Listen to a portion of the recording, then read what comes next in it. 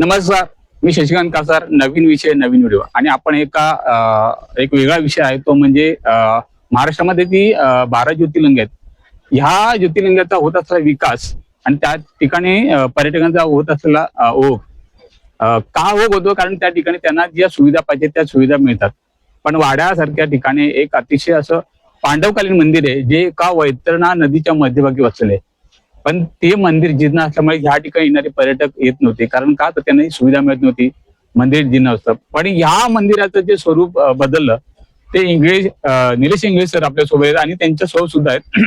त्यांच्यावर जाणून घ्यायचं आहे की ही संकल्पना त्यांना कसं वाटलं निलेश. कारण आपल्याकडे पहिलं महाराष्ट्रामध्ये तर ज्योतिर्लिंग 12 ज्योतिर्लिंग आहेत, ही पाहिलं तर एक वेगळी स्वरूपाची आहेत. म्हणजे पर्यटक आज बघितलं तर लाखो पर्यटक तिथे जात आहेत. म्हणजे तो पर्यटकाचा तो निधी तो त्यांना मिळतोय, तिथं त्या ठिकाणी त्यांना सुविधा मिळतात. पण तुझ्या असं मनात का आला की हे मंदिर आपण बदललं पाहिजे, याचा कुठे चेहरामोहरा बदलला पाहिजे, एक नवीन स्वरूपात हे मंदिर यायला पाहिजे? कशी तुम्हाला संकल्पना वाटते अशी? आम्ही ऍक्च्युअली इथे ना 16 सोमवाराचं व्रत केलं. 16 सोमवाराचं व्रत करताना संपूर्ण पावसाळ्यामध्ये श्रावण महिन्यापासून ते व्रत सुरू झालं. ते करताना असं लक्षात आलं का मंदिराचा कळस पूर्ण गेलेला होता. म्हणजे तो लिकेज खूप होता, पाणी पडत होतं पूजा करताना. त्याच्यानंतर काही जे भाविक होते ते पडत होते, पायऱ्या जीर्ण झाल्या होत्या. हे सगळं बघितलं आणि मग अचानक आम्ही असा निर्णय घेतला का मंदिरासाठी आपण थोडंफार काहीतरी करू.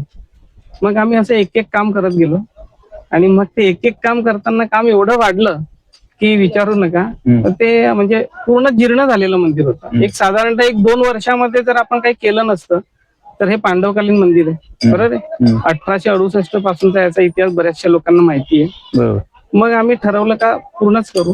मग स्थानिक लोकांकडनं पण आम्ही वर्गणी वगैरे गोळा करायला आवाहन केलं. फार कमी प्रमाणात वर्गणी वगैरे आली, काही मित्रांकडनं डोनेशन्स वगैरे देखील आलं. मग आम्ही ते काम सुरू केलं. आता काय बदल सध्या मंदिरामध्ये आपण करतो? मग आम्ही असं केदारनाथची एक थीम द्यायचा त्याला प्रयत्न केला. ओके. पूर्ण तर काय शक्य नव्हतं, पण एक थोडा प्रयत्न केला का केदारनाथची आपण आउटर थीम त्याला देऊ. मग ग्रॅनाइट वगैरे आम्ही ते सगळं चेंज करतोय आतलं वगैरे. कारण की कसं असतं, मंदिरामधलं जे गांभीर्य असतं ते बाहेर जायला नको, बरोबर. म्हणून त्याला आम्ही एन्शियंट जे लुक होता तोच लुक द्यायचा प्रयत्न करतो. त्याला आम्ही ब्लॅक ग्रॅनाइट वगैरे असं सगळं जुन्या पद्धतीचंच काम करायचा प्रयत्न करतो.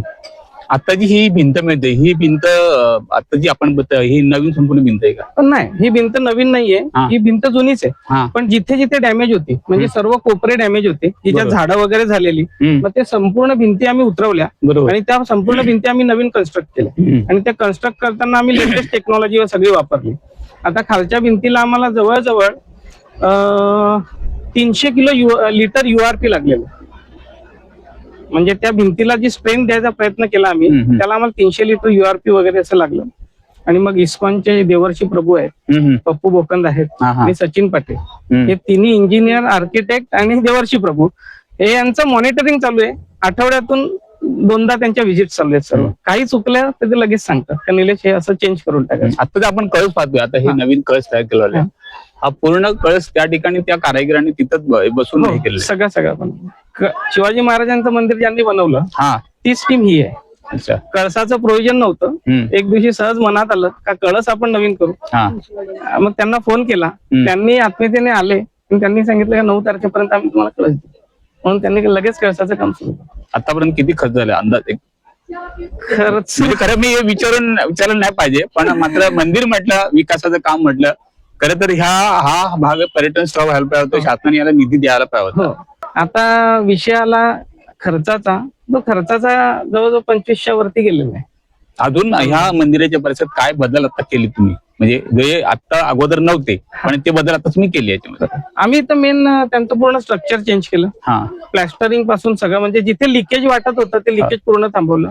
भिंती रिकन्स्ट्रक्शन पूर्ण केलेले, बरोबर. शेड नवीन टाकतोय तिच्यामध्ये, बरोबर. कळस नवीन आहे पूर्ण, बरोबर. त्याच्यानंतर प्रोटेक्शन वॉल जी आहे तिला अजून प्रोटेक्शन केले 5-6 फुटाचं. त्याच्यानंतर लोक कीर्तनासाठी यायचे, बरोबर. तर त्यांना त्यांची खूप गैरसोय होती. मग कीर्तनासाठी तो आपण एक मंडप बनवतो. त्याच्यानंतर खाली एक 500 ते 1000 लोक बसतील बेडमध्ये, एवढं कॉन्क्रिटीकरण आहे पूर्ण. जवळजवळ 5000 स्क्वेअर फूट कॉन्क्रिटीकरण आहे त्याच्यामध्ये. ते पण जवळजवळ झालेलं आहे सर्व गोष्टी. आणि याला साधारण सुरुवात कधी झाली? म्हणजे सुरुवात सर झाली याला 17 डिसेंबरला. 17 डिसेंबरला. तर म्हणजे 17 आता- डिसेंबर पासून नॉनस्टॉप काम चालू आहे. बरोबर. कोणते एका दिवशी सुट्टी नाही घेतलेली. म्हणजे आता हा फेब्रुवारी चालू आहे. आणि आणि 10 फेब्रुवारी पर्यंत कम्प्लीट करायचा अजून काय बदल तुम्हाला अपेक्षित आहे की ह्या ठिकाणी हे बदल व्हायला पाहिजे?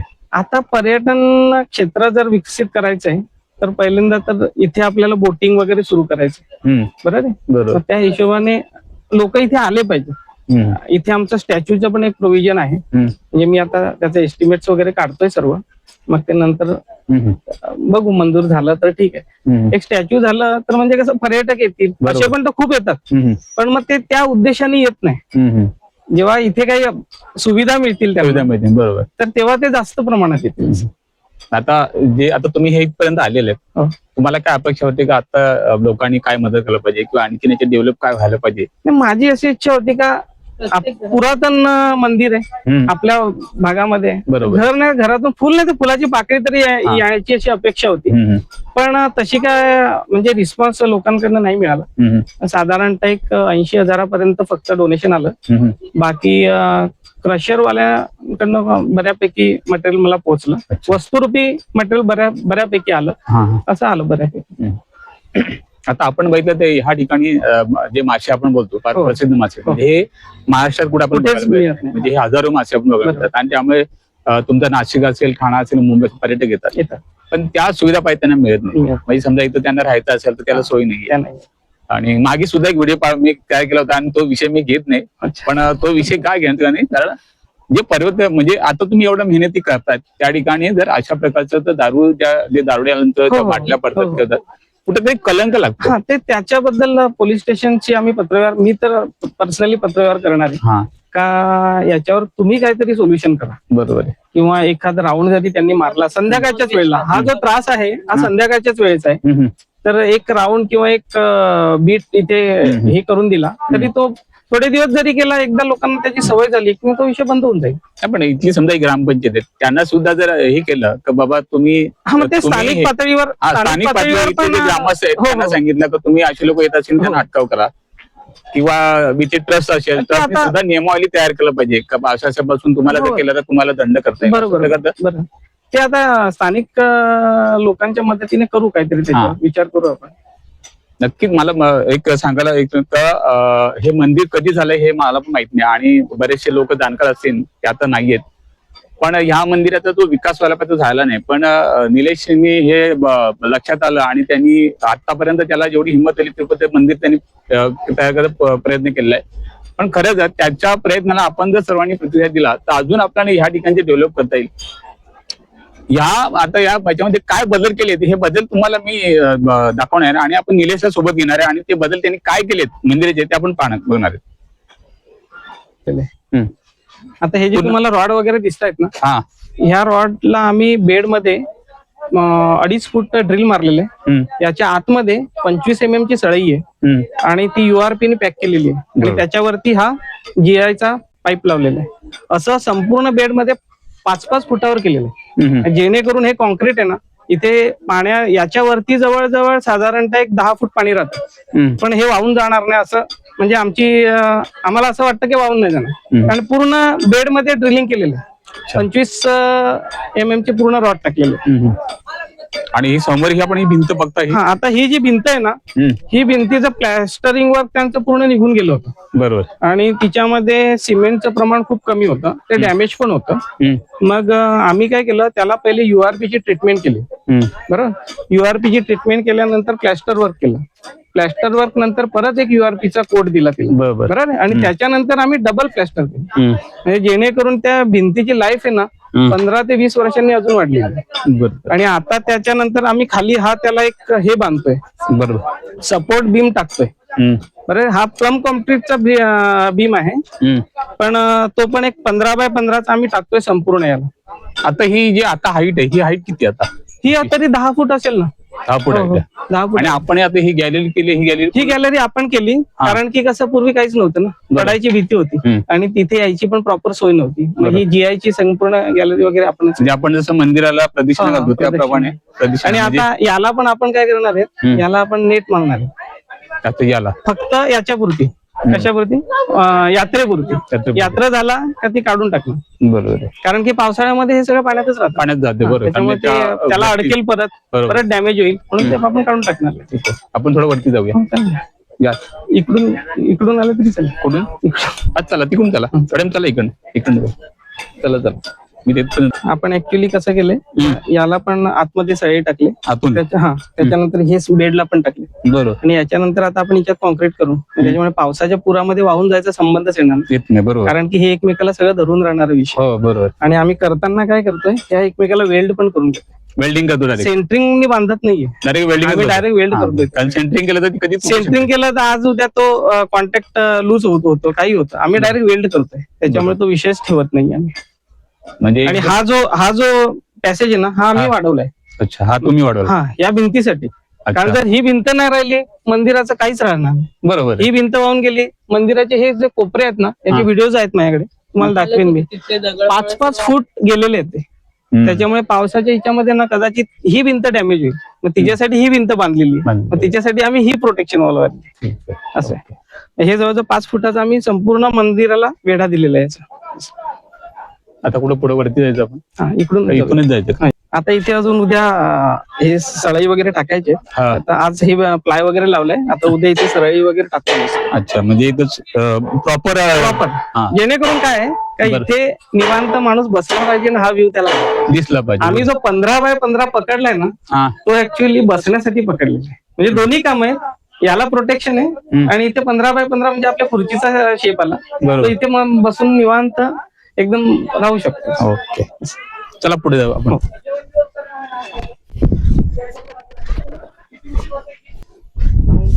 आता यात्रेच्या वेळेला कसं राहतं, माणसं इकडून उतरतात, बरोबर, मग त्यांना बाहेर जायचं तर ते 2 पर्याय राहतील, वरतूनही जाऊ शकतात, खालूनही जाऊ शकतात, इकडूनही जाऊ शकतात. अच्छा, इकडनं पण आपण म्हणजे आपण मग हा जो आहे ना, हा वेढा पूर्ण दिला. म्हणजे आउटला कसं आहे, 3 ऑप्शन आहे, वरतून जा, इथून जा, किंवा तिथून. बरोबर, कारण गर्दी असल्यामुळे मग सांगतात गर्दी येतं, कशाला जातं, वरती जाऊ दे. मग काही लोक मंदिराचं दर्शन करतात, परत निवांत तिथे बसायचं असेल, नॅचरल व्ह्यू एन्जॉय करायचं असेल तर ते करू शकतात.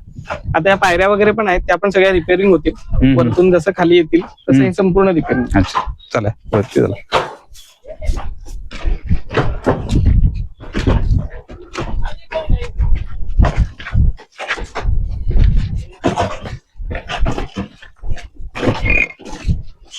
कोणीतरी एक हे होते, ते तिथे तपस्येला बसले होते असं काही सांग.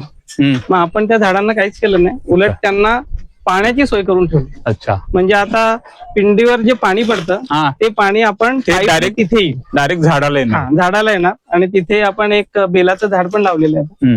म्हणजे पहिल्यापासून पण होतं ते, त्याचं आपण संवर्धन करू शकतो. म्हणजे जे नॅचरल आहे त्याला आपण त्याला आपण कुठेच कोणत्याच गोष्टीला नाही केलेलं, आपण फक्त रिपेअरिंग वर अशा पद्धतीने केलं की सगळं व्यवस्थित राहील, आणि नॅचरल सोर्स जे आहेत ते तसेच राहतील. आता हे पण तुम्ही छिद्रे बघतायत ना, हे पाण्याच्या आउट साठी छिद्रे असतील कदाचित, पूर्वी बांधलेले. मग हे आम्ही पॅक नाही केले, हे जे ओपन आहेत ना, हे पूर्वीपासून तसेच आहेत, हे आम्ही सगळं तसेच ठेवले. आणि आता इथे कसं आहे माहितीये का, हे पण तुम्ही छिद्रे बघतायत ना, हे पाण्याच्या आउट साठी छिद्रे असतील कदाचित, पूर्वी बांधलेले. मग हे आम्ही पॅक नाही केले, हे जे ओपन आहेत ना, हे पूर्वीपासून तसेच आहेत, हे आम्ही सगळं तसेच ठेवले.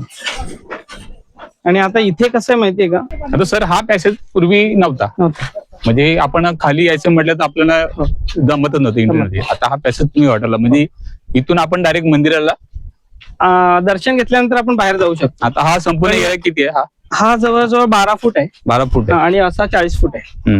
मग जेव्हा आम्ही मंदिराचं पूजेचं ठरवलं तेव्हा इथे ब्राह्मण आले. ते ब्राह्मण म्हणाले का निलेश, आता नारायण नागबली त्रिपिंडी वगैरे ज्या पूजा आहेत बरोबर, त्या सर्व आम्ही इथेच करतो. बरोबर, एकतर वरती करतो किंवा मग घाटनाथ्यावर त्या साईडला करतो. तिथे खूप गैरसोय होते. मग आम्ही याच्यावर ठरवलं का शेड टाकू. त्याच्यानंतर इथे बसण्याची व्यवस्था, पूर्ण व्यवस्था आम्ही करणार आहे. इथे एक पूर्ण बाग आहे 40 फुटाचा, त्याच्यावर 20-30 लोक बसू शकतील. म्हणजे इथे आम्ही एक 10 बाय 10 स्क्वेअर करणार आहे. तिच्यामध्ये एक शिवलिंग परत स्थापन करणार आहे. टोटल या एरियामध्ये आपण 5 शिवलिंग करतोय.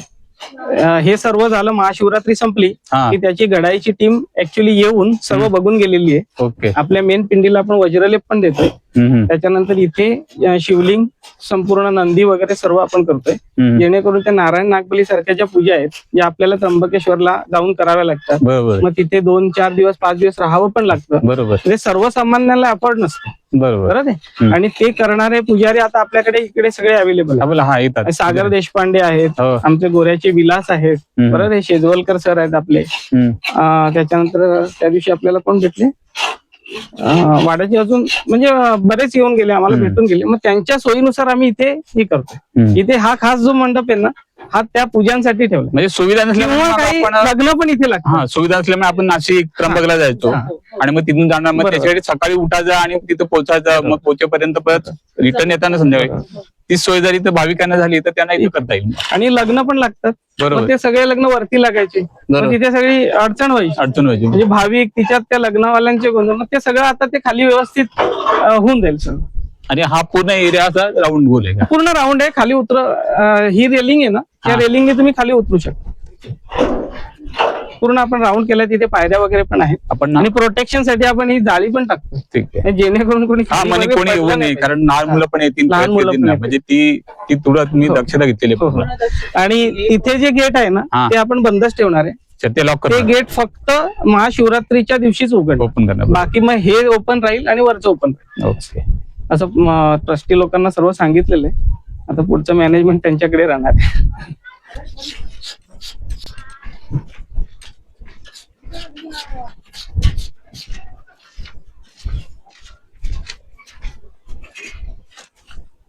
हे जेवढे कोपरे आहेत ना, हे सर्व कोपरे 5-5 फूट आपण डाऊन केले होते आणि त्याच्यानंतर आपण ते परत बांधले, स्टार्ट टू एंड बांधले. अच्छा. कारण की याच्यामध्ये काय झालेलं, मुळं खूप होते.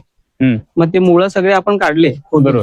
त्याच्यानंतर मग त्याला हिंग आणि तुरटीचं पाणी टाकलं. त्याच्यानंतर अजून एक केमिकल येतं, त्या केमिकल आतमध्ये पण टाकलं, तर जेणेकरून परत मुळं बाहेर नाही आले पाहिजे. बरोबर. आणि मग ते करून हे पूर्ण नवीन हे केलं. चारही कोपरे. परत वरती कसं जायचं आपण? आता वरती आपल्याला इकडूनच जायचं. चला मग इकडे. म्हणजे हे येतात तिथे नागराज पण असतात, त्यांची पण त्यांचं राहण्याचं एक ठिकाण आहे, ते आपण तसंच राहू दिलं आहे, जेणेकरून त्यांची कुठलीही इथे आहेत ते म्हणजे आता फार क्वचित लोकांना माहिती आहे का इथे नाग येतो.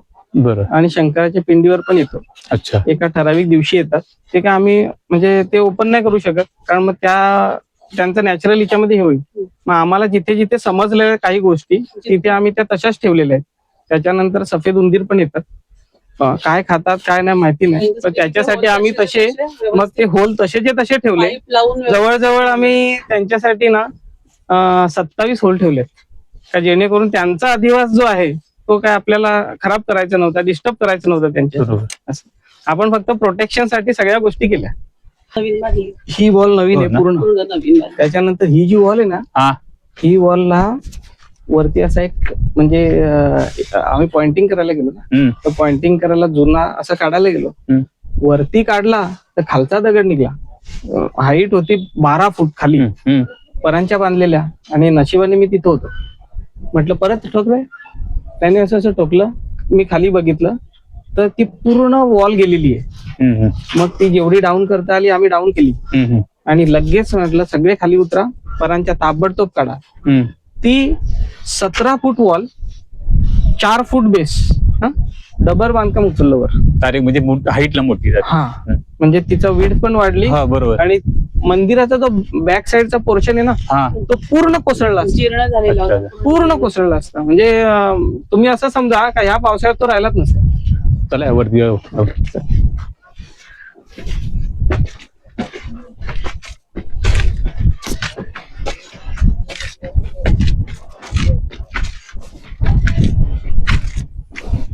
हे आपल्या पिंडीचं जे पाणी येईल ना, त्याचा हा तो पाईप आहे. अच्छा, हा पाईप आहे का? इथून डायरेक्ट पिंडीचं पाणी आणि ते झाडांना जाईल. झाडांना ते तिकडे बेलाचे झाड पण आहे. डायरेक्ट मग ते पुढे नंतर त्यांना जाऊ शकतं पाणी. अच्छा. सर आतमध्ये आपण सीसीटीव्ही ठेवतोय. कॅमेरा. हा हा आणि वेबसाईट पण बनवणार आहे. हा आणि ती डायरेक्ट म्हणजे ऑनलाईन दर्शन जसं आपण शिर्डीचं हा सर्टिफिकेट बरोबर आहे. कारण ते त्याचं एक ऍप आहे, त्या ऍपवर तुम्ही मोबाईल मध्ये तर ते करणार आहे. त्याच्यासाठी मग ते सीसीटीव्ही मगाशी जे होते ना ते सीसीटीव्ही वालेच होते. हा. त्यांना सांगितलं आपल्याला अशी सोय करून द्या तुम्ही. आता इथं पुढं आपल्याला अंतर फार कमी होतं म्हणजे हो. आता हा नवीन मंडप तयार करून पुन्हा आणि सगळं हे जमून चेंज केलेलं आहे. हो.